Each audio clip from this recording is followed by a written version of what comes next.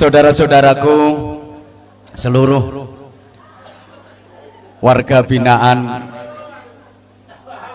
di lembaga pemasyarakatan kelas 2B Gresik yang saya cintai, yang saya hormati rahimakumullah, karena siapapun itu kepingin dihormati dan siapapun kepingin jadi orang yang terhormat, betul?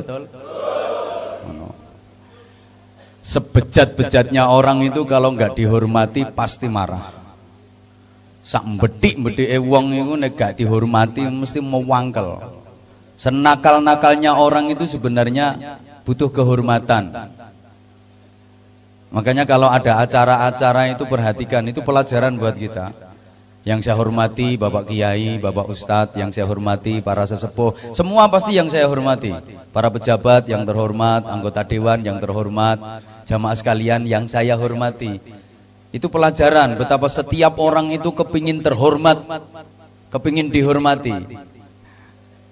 Kalau nggak dihormati, oh pasti marah. Saya pun ketika ngaji di lembaga pemasyarakatan kayak gini, padahal yang saya hadapi kan dapurane ngene-ngene gitu. Tapi saya ngomongnya tetap yang saya hormati. Coba andaikan saya jujur. Bapak-bapak, ibu-ibu dan saudara-saudara sekalian yang terlaknat, yang moralnya bejat, yang menjadi sampah masyarakat dan yang keparat. Nah, aku iso diantemi sandal sampai coro-coro ngono. Tetap yang saya hormati karena saya yakin betapapun ngene dapurane tetap kepengin terhormat. Saking aneh kan dalanmu isik keliru ngono ae. Makanya aku yakin sampean nggak kepingin ada keluarga sampean yang menghuni rutan, betul? Siapa yang bercita-cita anaknya menghuni rutan pengen roh aku? Mosok ono sing ngomongin nang anake, "Nak, bapak ngutirmu ning Gresik nggone kelas 2B, kon meneh kudu iso manggon ndek Nusa Kambangan ngono ah." Iku lek gawang tuwa koplak gak kira ono iku. Aku ngomong ini sing tak adepi anjene wong kuculuk-kuculuk kabeh kok.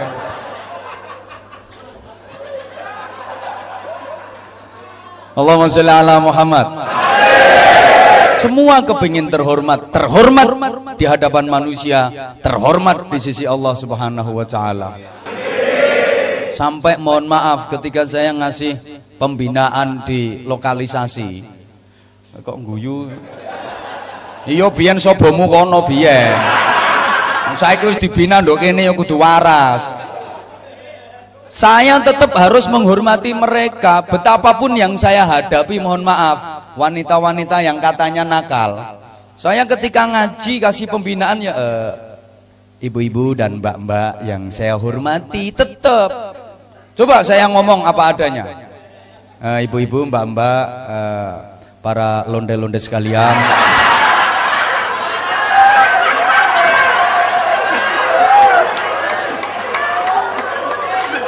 Yang suka menghancurkan rumah tangganya orang, juga para begenggek-begenggek yang gemar menghabiskan duitnya suami orang. Iya dicamah aku. Tak bisa saya diumpah-umpah, dimaki-maki, gak ketepaan ya iso ditawani aku. Wong mohon maaf banget yo.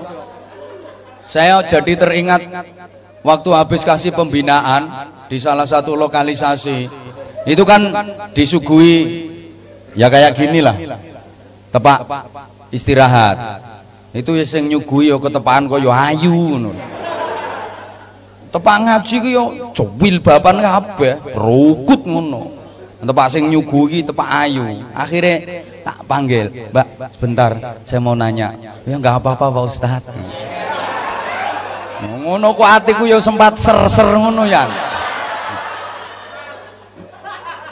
Loh Ustadz juga manusia. Akhirnya tak tanya, "Mbak, apa sampean maaf Mbak ya, saya mau nanya, jangan tersinggung." "Enggak Pak Ustadz, saya enggak tersinggungan kok." "Ada apa sih Pak Ustadz?" Akhirnya saya tanya, "Apa Mbak nggak kepengin insaf, nggak kepengin tobat?" "Ya Allah Pak Ustadz, siapa sih yang kepengin kerja kayak gini? Ini karena juga saya udah darurat, udah nggak ada jalan lain, kebutuhan banyak, cari kerjaan susah. Kalau semuanya udah cukup, saya juga mau tobat Pak Ustadz. Ya Allah, ngono ku sik terusane lho sing gak enak. Barangkali Pak Ustadz mau yang ada diskon 50%.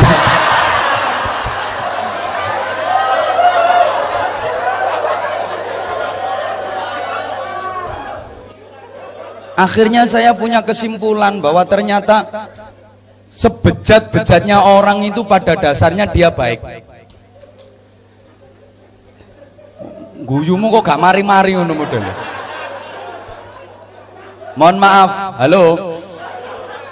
Akhirnya rungokno ta. Wong niku ganduk njaba, ganduk kene padha ndableke kon niku.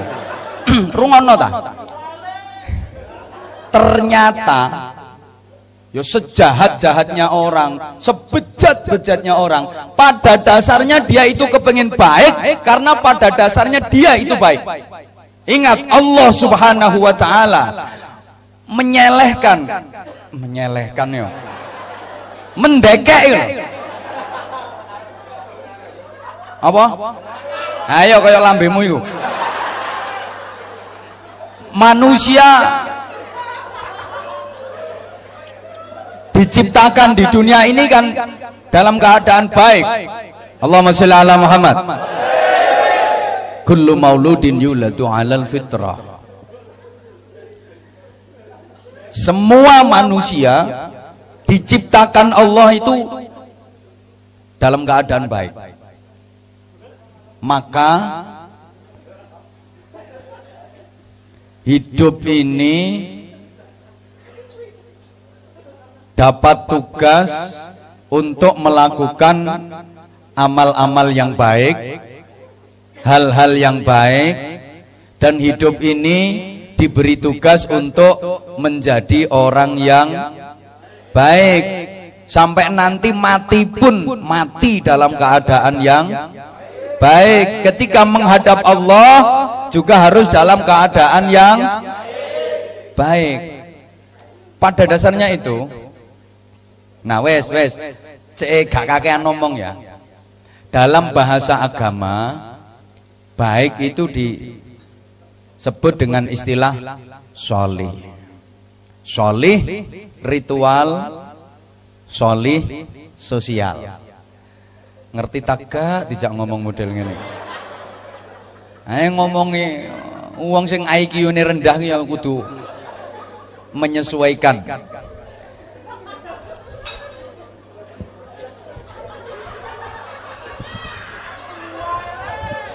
Mbah. Ngene tak baleni. Lah aku ngomong model ngene iki sampean paham tak gak? Ya wes. Sholih ritual sekaligus sholih sosial. Ini harus dua-duanya. Harus komplit.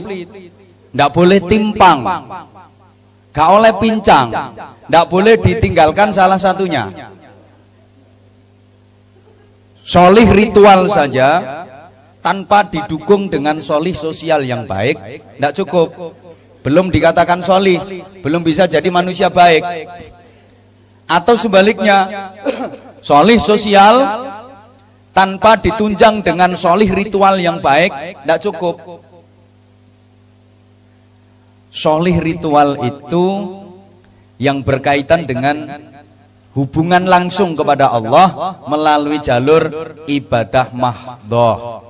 Ya kayak sholat, kayak puasa, baca Al-Quran, kayak gini mau sholawatan, ngaji, barang ini dalam rangka untuk meraih sholih ritual. Nah, sholih sosial itu tersalur melalui interaksi. Lah gak ngerti, krungumu mesti terasi. Melalui jalur muamalah, ibadah sosial. Niki sing elekmu ndek kene iki. Lah ngaku ta lah gak ngono sampean gak kira manggon nang kene. Lah ngono lho, cek cepet urusane, wis enak jujur nae. Ya mungkin ada sebagian yang salah tangkep. Sing endi ya? Sing salah tangkep. Oh gak ono iki. Iki ancene bajingan kabeh kok. Lah sing gak trimo maju mrene. Aku ijen musung sakmene kae mesti kalah aku. Ngene. Lagi nek kepala rutan rangira wani model ngomong kaya aku ngene iki. Pengen dikeruyuk sak pirang-pirang. Lah nek aku sing ngomong gak kira wani wong masih ngene iki sik tetep dikualat sian. Karena saya yakin di bathukmu itu ada kebaikan. Nah, iki sing arep tak jukuk iki. Makane sering-sering ngundang aku, Pak.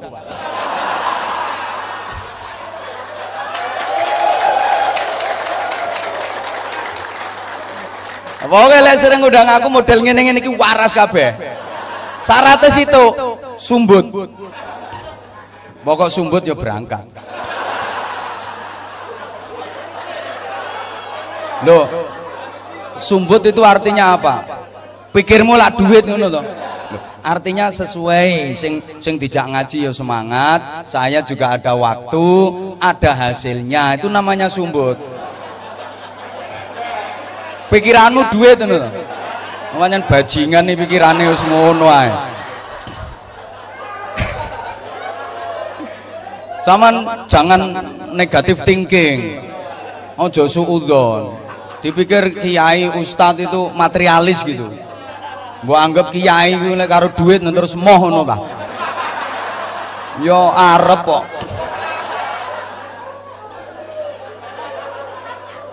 Lah ini kalau dua-duanya harmonis, terjalin dengan baik, hablum minallah itu ibadah ritual, hablum minan nas itu ibadah sosial. Ini yang akan jadi orang yang mulia, terhormat, dimuliakan Allah Subhanahu wa taala. Tak kasih contoh. Orang-orang yang betul-betul terhormat di kalangan manusia, dimuliakan Allah, itu pasti solihnya komplit. Ya solih ritual, ya solih sosial. Contoh, Panglima Besar Jenderal Sudirman, pahlawan nasional, pejuang kemerdekaan, beliau luar biasa, hebat. Jenderal Sudirman itu top. Selama mimpin perang melawan penjajah, mulai merebut kemerdekaan sampai mempertahankan kemerdekaan, Jenderal Sudirman itu enggak pernah ketangkep sama penjajah, enggak pernah ditangkap Belanda, enggak pernah ketangkep Jepang, enggak pernah ketangkep sekutu, enggak pernah dibuang, enggak pernah diasingkan, enggak pernah dipenjara. Perang dikepung sama penjajah, hampir ketangkep, lolos. Oh, setiap meh ketangkep lolos. Iki rata dudono rahasia nih, soalnya mesti engko mbok tiru potonganmu. Bahaya lek potonganmu duwe ilmu ngene iki jelas bahaya. Lha sampean ora patek sakti yo nyolong pitik kecekel.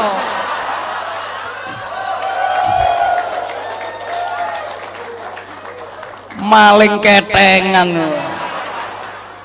Kone ku lek gurung pinter aja dadi maling dhisik. Maling mesisan oleh 10 triliun. Maling ini duwe seragam sing lengkap, pangkate dukur dadi yo maling.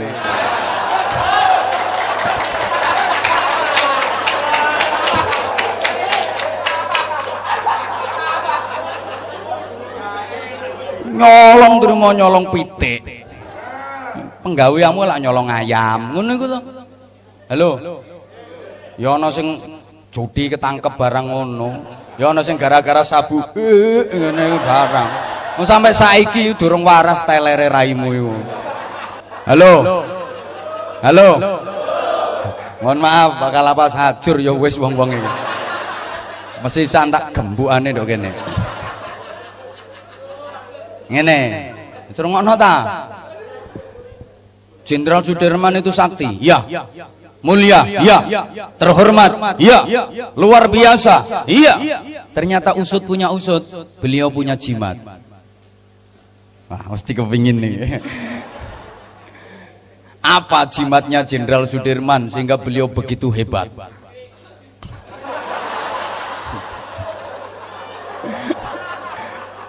Tutuake, bro.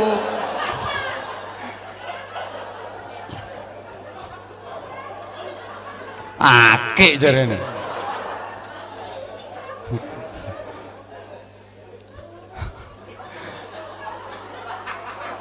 ngene. Lha iku mesti ana sing ngrasani. Iku kiai ini yo gawe akeh iku lang. Iki duduk jimat. Satu, saya itu memang suka keindahan. Jadi mulai dulu kalau tahu kaset-kaset ceramah saya mulai tahun 2007, 2008. Iku aku yo gawe akeh, pancen aku seneng akeh ket biyen. Yang kedua, sunnah Rasul. Kanjeng Nabi Rasulullah itu juga pakai cincin. Cuma yo driji 5 yo siji ae aja tinggone kabeh. Ante sing tak gawe yo apik. Kaya pekmu koral dilus ono janggarai ta lah wes ini Allahumma sholli ala Muhammad enak bagus nan mbina kroco-kroco ini model kaya ngene iki enak masih ditautuki gak kira mangkel. Gak kira mangkel. Angel golek ustad model ngene iki angel. Mangkane yo larang.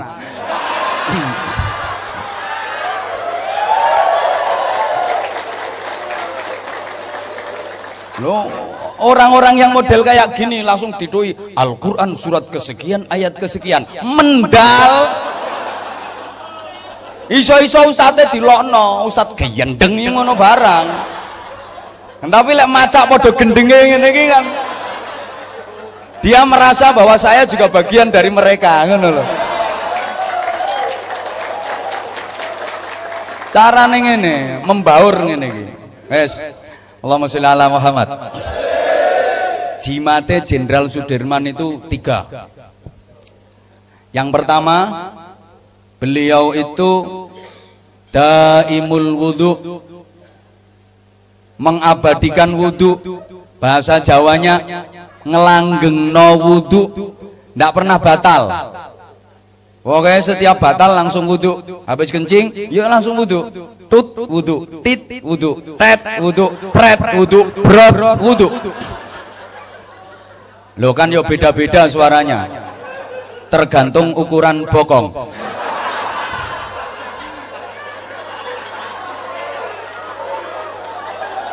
Semakin besar bokong ya semakin gede volume entut. Yombo kok ngono.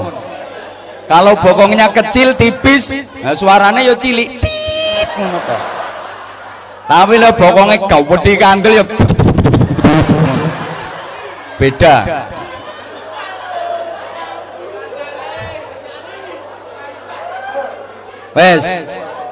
Wes ta rungokno.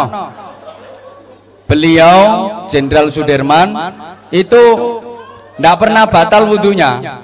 Setiap batal langsung wudhu. Pokoknya angger batal langsung wudhu. Mau tidur wudhu beliau. Jadi tidur dalam keadaan suci dari hadas. Begitu bangun wudhu. Subhanallah, emang wudhu itu rahmatnya Allah. Orang yang punya wudhu ditemani malaikat. Tapi kalau nggak punya wudhu, apalagi nggak pernah wudhu, ditemani setan kayak rupamu itu. Loh kok gak kena gimana toh? Orang kalau punya wudhu itu dijaga malaikat. Sama nek gak percaya coba kate nyolong wudhu dhisik engko lak gak sida. Sampean winginane nyolong iku tepak gak duwe wudhu kok. Loh kok masak dikandani? Itu loh. Wes. Wajah kalau kesiram air wudhu itu dibarengi rahmatnya Allah. Air wudhu itu dijadikan malaikat sama Allah. Maka sunahnya habis wudhu kan nggak boleh, jangan dielapi, jarkan saja. Dijarno lho, melu-melu ayo. Nah, malaikat kok diusap-usap begitu loh. Biarkan saja, itu air wudhu itu malaikat, dan air wudhu itu menjadikan ghurran muhajjalin, bukan hanya besok di akhirat, cerah cemerlangnya di dunia juga. Wajah yang sering dibasuh air wudhu jelas beda dengan wajah yang nggak pernah terbasuh air wudhu. Kalau nggak pernah terbasuh air wudhu itu meskipun ganteng cantik itu modelnya ya apa ya? Nah betul modelnya ngono. Nggak ada cahayanya, nggak ada nurnya, modelnya ku belenek ngono nyawang. Tapi kalau sering terbasuh air wudhu itu mengandung aura, meskipun hitam. Ya contohnya saya. Ndak, subhanallah. Ini, wes, perempuan itu juga gitu. Kalau kepengen cantik sebenarnya nggak perlu macam-macam make up, karena kecantikan itu sumbernya dari dalam, inner beauty. Oh, bajingan nih lo ngomong betul.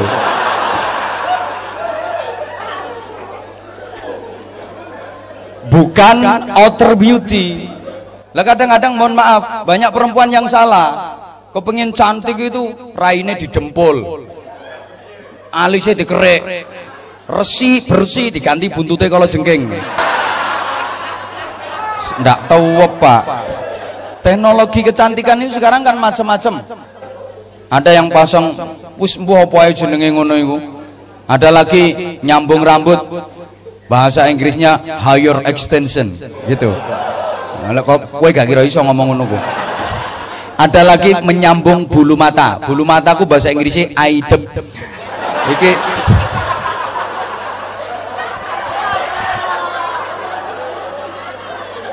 dibikin jentit gitu kayak kepiting. Kadang nggak mau kalah sambung sampai 3 meter. Nggak, wudhu, biasakan wudhu, berbanyak baca Al-Quran, berbanyak baca sholawat. Ini akan mempercantik zahir batin. Panglima Besar Jenderal Sudirman itu langgeng wudhu, nggak pernah batal wudhu. Subhanallah.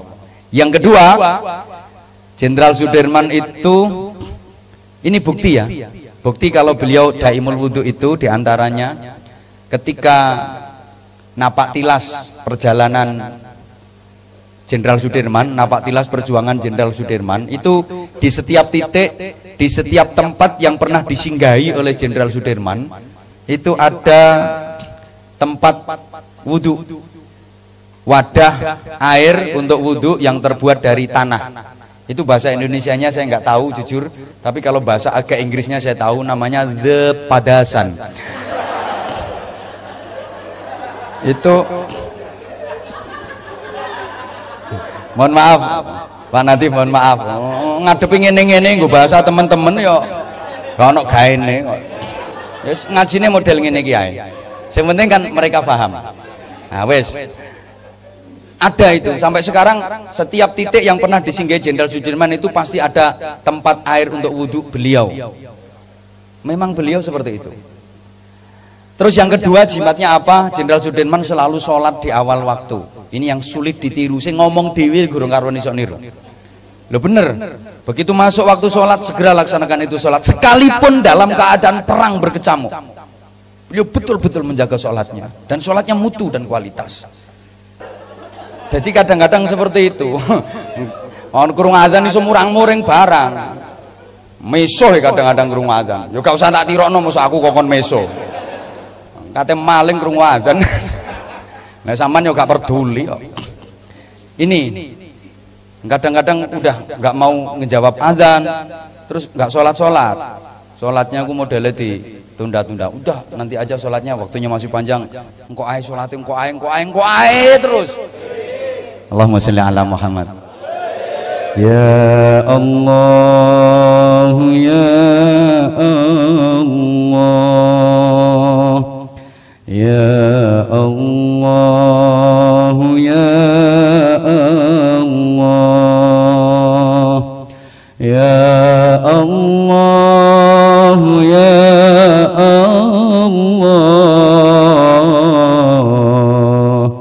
ya Allah, ya Allah. Mari sama-sama. Ya Allah, ya Allah, ya Allah, ya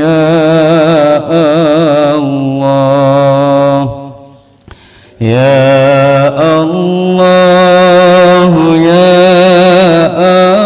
Allah, ya Allah, ya Allah. Sama sekalian dengan menyebut berzikir, mengagungkan asma Allah. Mari sama-sama kita merasa sebagai hamba Allah yang banyak zalimnya, banyak dosanya. Kita menundukkan kepala, kita menyatukan hati kita, kita sambungkan kepada Allah. Mudah-mudahan semua kesalahan, dosa yang kita perbuat di masa lalu mendapatkan maghfirah, dapat ampunan dari Allah SWT. Mudah-mudahan kita diberikan kekuatan untuk bisa istiqomah menjadi orang baik, bertambah baik dan bertambah baik, mendapatkan keberkahan dalam hidup, mendapatkan keselamatan dunia akhirat. Ya Allah, ya Allah, ya Allah, ya Allah, ya Allah, ya Allah,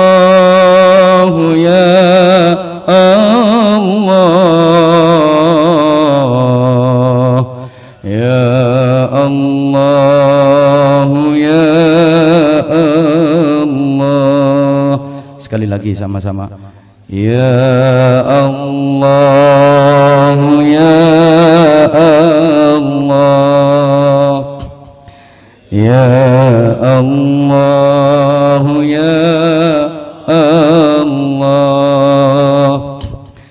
ya Allah, ya Allah,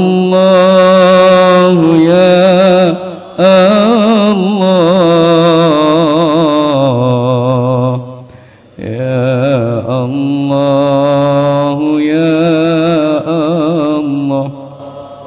Saudara-saudaraku, Allah sangat dekat dengan kita.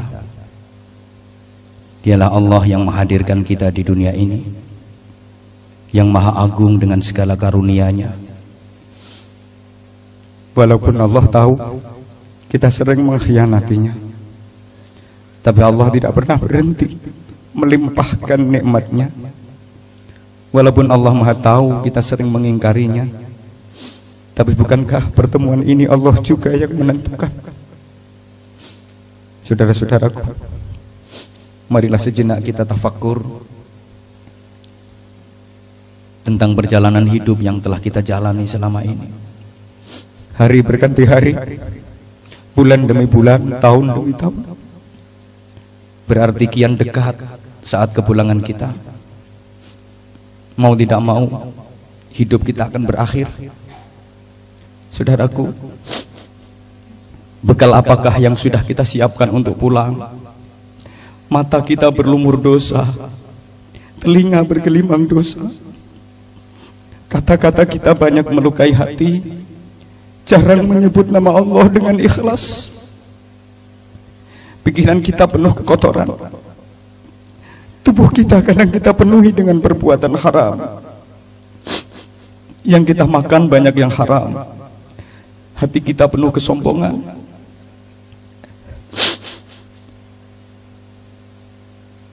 Amal kita banyak yang ria, ingin dipuji orang. Kepada orang tua kita sering menyakiti dan durhaka. Kepada orang-orang yang lemah kita sering berbuat zalim. Lalu mana yang akan kita jadikan bekal kepulangan kita? Sholat kita amat jarang bisa khusyuk. Sedekah hanya sisa uang, itu pun sangat kecil nilainya. Menolong orang kita tidak pernah.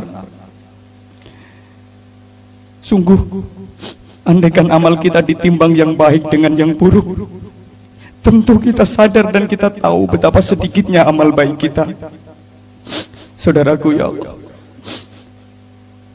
andai kata kain kafan besok membungkus tubuh kita, sudah habis kesempatan kita untuk beramal. Kening kita tidak akan lagi bisa bersujud. Andai tubuh kita sudah terbujur kaku, tidak ada lagi sholat, tidak ada lagi nikmatnya tahajud. Andai mata kita sudah terpejam selama-lamanya, kita tidak akan pernah bisa membaca Al-Quran, tidak bisa menatap dengan penuh kasih sayang. Andai lidah kita sudah kaku membeku, lisan tidak akan lagi bisa menyebut nama Allah. Tidak ada lagi keindahan berzikir, memuji Allah. Kaki kita tidak bisa melangkah ke tempat kebaikan. Tangan kita sudah kaku, tidak akan bisa menolong orang.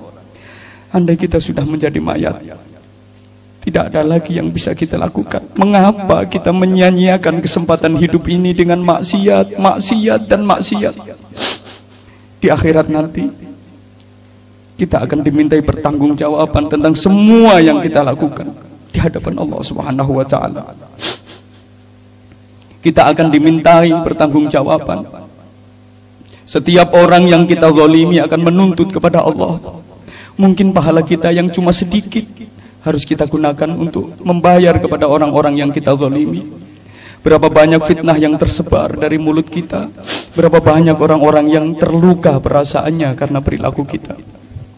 Allahumma sholli ala sayyidina Muhammadin wa ala alihi sallim radhiyallahu tabaraka wa ta'ala an kulli sahabati rasulillahi ajma'in walhamdulillahi rabbil alamin. Rabbana zalamna anfusana wa illam taghfir lana wa tarhamna lanakunanna minal khasirin. Allahumma inna nas'aluka al-khaira kullah wa na'udzubika minasyarri kullih. Ya man biyadihil khairu kulluh. Ya Allah, wahai yang maha menatap, wahai yang maha agung, inilah kami hamba-hambamu yang berlumur dosa, ya Allah, yang tak tahu diri, yang mengkhianati nikmat-nikmat darimu. Ya Allah, bukankah pertemuan ini Engkau yang menakdirkan? Jadikan pertemuan ini pertemuan yang Engkau ridhoi, ya Allah. Andaikan hati kami kotor karena banyak dosa, ampuni sebanyak apapun dosa kami.